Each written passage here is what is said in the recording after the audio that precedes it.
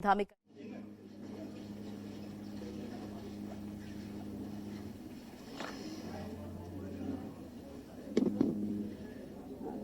तो तस्वीरें देखिए, बीएसपी अध्यक्ष मायावती इस वक्त प्रेस कॉन्फ्रेंस कर रही हैं।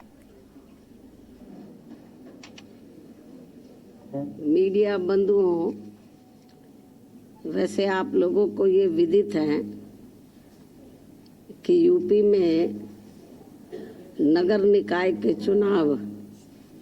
अर्थात नगर निगम, पार्षद, नगर पालिका, नगर पंचायत व वार्ड आदि के चुनाव घोषित हो चुके हैं, जिसका बीएसपी स्वागत करती है। साथ ही ये भी उम्मीद करती है कि यूपी सरकार व नगर निकाय से संबंधित अधिकारी ये चुनाव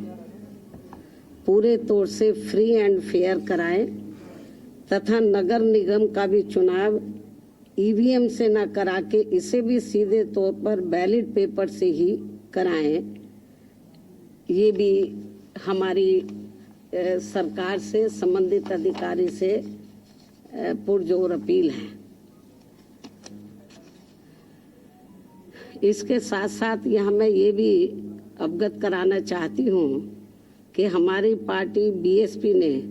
ये चुनाव पूरी तैयारी व दमदारी के साथ लड़ने का फैसला लिया है, ताकि प्रदेश में नगर निकाय स्तर पर सही लोग चुनकर जा सके। तभी फिर वे सर्व समाज में से विशेषकर गरीबों, मजदूरों, दलितों, आदिवासियों, पिछड़े वर्गों, मुस्लिम व अन्य धार्मिक अल्पसंख्यक समाज के लोगों के हितों का हर मामले में प्राथमिकता के आधार पर पूरा ध्यान रख सकते हैं, क्योंकि बीएसपी ही इन वर्गों के हितों के मामले में केवल एकमात्र ऐसा मंच व प्लेटफार्म है जो परम पूज्य बाबा साहब डॉक्टर भीमराव अंबेडकर की विचारधारा एवं मूवमेंट से जुड़कर इन वर्गों के हितों में पूरी ईमानदारी व निष्ठा से लगा हुआ है,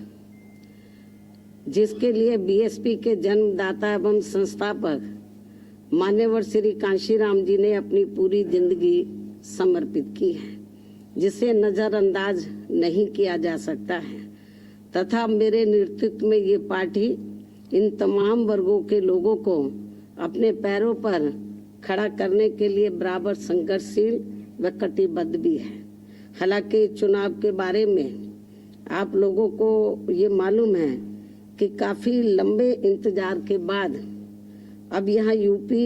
नगर निकाय चुनाव होने की तारीख घोषित हुई है, जिसके तहत जैसा कि मैंने आपको बताया कि जिसके तहत प्रदेश के सभी नगर निगम, पार्षद, नगर पालिका, नगर पंचायत व वार्ड आदि के चुनाव होने हैं, जिसमें लोग अपनी जरूरत व सुख सुविधा आदि के हिसाब से अपने क्षेत्र के विकास पर काफी कुछ ध्यान दे सकते हैं, तथा जिसके लिए केंद्र व राज्य सरकार द्वारा संविधान में कानून के हिसाब से धन उपलब्ध कराए जाने का भी प्रावधान है। लेकिन यह खास ध्यान देने की बात ये भी है कि चुनाव में SC, ST, OBC व महिलाओं आदि के लिए जो आरक्षण की व्यवस्था की गई है, तो उससे इन वर्गों के लोग पूरे तौर से सहमत नहीं हैं, क्योंकि इस चुनाव में इन लोगों के लिए आरक्षण की जो भी सीटें आरक्षित की गई हैं, तो उसमें काफी नियमों को ताक पर रख दिया गया है, जिससे जाहिर होता है कि यहाँ सत्ताधारी पार्टी बीजेपी इस चुनाव में हर स्तर पर अपना राजनीतिक स्वार्थ साधने में लगी है, ताकि इसका काफी कुछ फायदा इसके बाद देश में होने वाले लोकसभा चुनाव में इस पार्टी को यहाँ मिल सके। लेकिन यहाँ खास ध्यान देने की बात ये भी है कि यहाँ के गरीबों के लिए विभिन्न कल्याणकारी योजनाएं तथा बेरोजगारी के इस दौर में दैनिक मजदूरी करके अपना पेट पालने की योजनाओं के धन में भी कटौती व भुगतान में देरी आदि करके जो यहाँ स्थानीय रोजगारों की दुर्दशा बना दी गई है वह भी किसी से छिपा नहीं है। इसलिए ऐसी स्थिति को बेहतर बनाने के लिए यहाँ निकाय स्तर पर जागरूक, योग्य व ईमानदार जनप्रतिनिधि चुनने की जरूरत है, जिसमें खासकर गरीबों, दलितों, पिछड़ों एवं अन्य उपेक्षित वर्गों तथा अकलियतों आदि को भी अपनी अहम भूमिका निभानी होगी, जिनके कुल मिलाकर वोट यहाँ काफी ज्यादा बन जाते हैं और इनको इस चुनाव में भी विरोधी पार्टियों के सभी साम दाम दंड भेद आदि हथकंडों से सावधानी बरतते हुए व खासकर सत्ताधारी पार्टी बीजेपी के किसी भी दबाव व लालच आदि में न आकर अपना वोट करना है। इसके साथ ही यदि ये नगर निकाय के चुनाव सरकारी द्वेष, पक्षपात व अनुचित दखल अंदाजी आदि से मुक्त व पाक साफ होकर चुनाव की प्रक्रिया को सही से लागू करके कराए गए तो फिर इसका चुनाव का महत्व खासकर यूपी के नगर विकास व यहाँ के लोगों की उन्नति व स्थानीय स्तर पर रोटी रोजी में भी काफी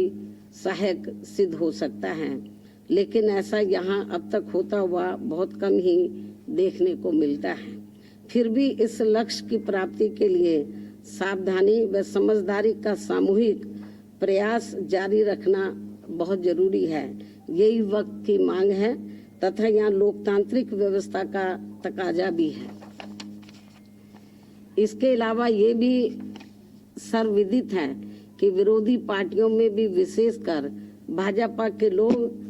सपा राज की तरह ही इस चुनाव को किस प्रकार से चुनौतीपूर्ण लेकर अनेकों प्रकार के हथकंडे अपनाने तथा हर प्रकार के जोड़ तोड़ आदि करने में ही लगे हैं, जिसके तहत अब यहाँ इनकी संकीर्ण राजनीतिक स्वार्थ की खातिर पसमानदा मुस्लिम समाज का राग आपना भाजपा व आरएसएस एंड कंपनी का नया सिगुफा बनकर लोगों के सामने आ रहा है, जबकि मुस्लिम समाज वास्तव में पहले मुसलमान हैं तथा उनके प्रति भाजपा की सोच, नीति, नियत व उनका ट्रैक रिकॉर्ड कितना द्वेषपूर्ण व घातक है ये किसी से छिपा नहीं है। साथ ही भाजपा के मुस्लिम समाज के प्रति नेगेटिव सोच का ही परिणाम है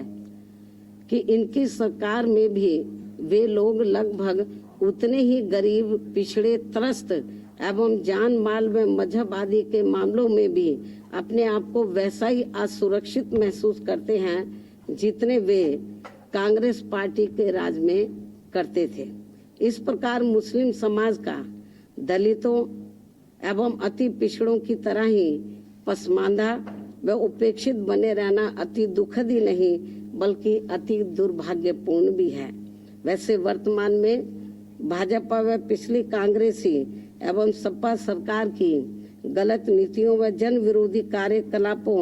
आदि के कारण ही यहाँ केवल दलित, आदिवासी, अति पिछड़े व मुस्लिम समाज की पसमानदा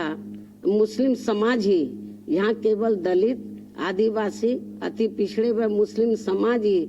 पसमानदा नहीं बना हुआ है बल्कि अब तो यहाँ गरीबी, बेरोजगारी के साथ साथ शिक्षा, स्वास्थ्य व सड़क आदि की भी बदहाल हुई स्थिति के कारण पूरा उत्तर प्रदेश ही एक प्रकार से पिछड़ा हुआ पसमानदा समाज बन गया है। जबकि बीएसपी की यूपी में 4 बार रही सरकारों में सर्व समाज के हित व कल्याण तथा सुरक्षा व सम्मान आदि के साथ साथ हमेशा उपेक्षित रहे यहाँ दलित, आदिवासी, पिछड़ा एवं अकलियत समाज के लोगों के, मुस्लिम व अन्य अकलियत समाज के लोगों के जान माल व मजहब आदि की सुरक्षा तथा न्याय की गारंटी का यहाँ पहली बार कानून द्वारा कानून का राज स्थापित करके सबको न्याय सुनिश्चित करने का ईमानदार प्रयास किया गया है। इसलिए बीएसपी पर ही पूरा भरोसा करके वर्तमान में जो यहाँ नगर निकाय के चुनाव हो रहे हैं तो उसमें प्रदेश की जनता को विरोधी पार्टियों व खासकर सत्ताधारी भाजपा के चुनावी हथकंडों एवं मिथ्या प्रचारों आदि से सतर्क रहते हुए तथा उनके लुभावने वायदों के बहकावे से मुक्त होकर व इनके भड़काऊ भाषणों आदि से भी सावधानी बरतते हुए केवल बीएसपी के उम्मीदवारों को वोट देकर अपनी पार्टी बीएसपी को ही, जिसकी विचारधारा एवं सिद्धांत सर्वजन हिताय व सर्वजन सुखाय की नीतियों पर ही आधारित है, तो उसे जरूर कामयाब बनाना है। अर्थात बीएसपी को जरूर कामयाब बनाना है। प्रदेश के समस्त भाई बहनों व वोटरों से मेरी मीडिया के जरिए यही पुरजोर अपील है। धन्यवाद। जय भीम व जय भारत।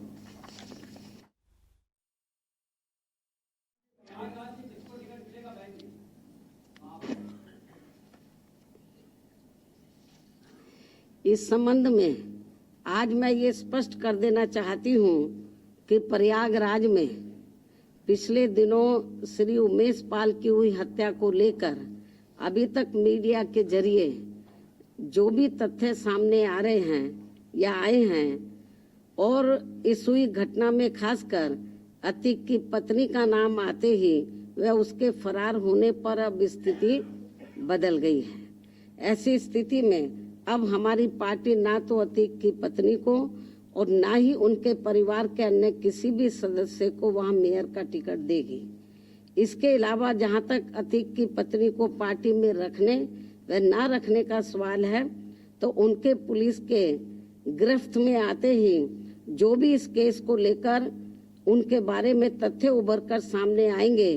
तो तब इसका भी जल्दी ही फैसला कर दिया जाएगा, क्योंकि हमारी पार्टी कानून से ऊपर नहीं है, अर्थात कानून का पूरा पूरा सम्मान भी करती है।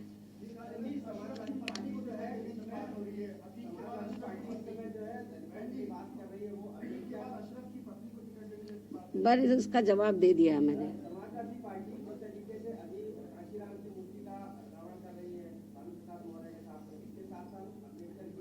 इसका जवाब मैं ट्वीट के जरिए दे चुकी हूँ। धन्यवाद।